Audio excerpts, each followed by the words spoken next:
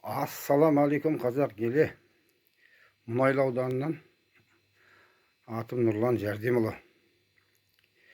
Мына тұтынушылардың құқығын қорғау мекемесі туралы айтайын деп едім. Бізде Маңғыстауда тұтынушылардың құқығын қорғау мекемесі жұмыс жасай алмайды. Оған қазір бір-екі дәлел келтіріп көрейін. Мына былай ғой, біздерде свет жағып отырып, газ пайдаланып отырып, екі жақты келісім шартта жазылған.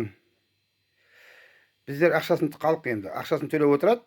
Ол товармен айналысып отырған газ, свет суын беріп тұрған мекемелердің келісім шарты бар. Бізде енді мына тоқты айырып тастай береді арасында. Айырып тастай береді, кейде ескертеді, кейде ескертпейді, айырып тастайды. Сол кездерде мына мен байқағаным, біздің көршілердің телевизоры күйіп кетті. Сосын біз ауыл болып қол жинадық. Қол жинап, мына тұтынушылардың құқығын қорғау мекемесіне апардық. Бізде тоқ осындай слабый болады. Және де газ келіп тұрған, газ қоқым мусормен келеді. Ол хатты тұтынушылар құқығын қорғау мекемесі алып әкімшілікке жібереді. Маңғыстау облыстық әкімшілігіне жіберді. Облыстық әкімшілік Мұнайлы аудандық әкімшілікке жіберді.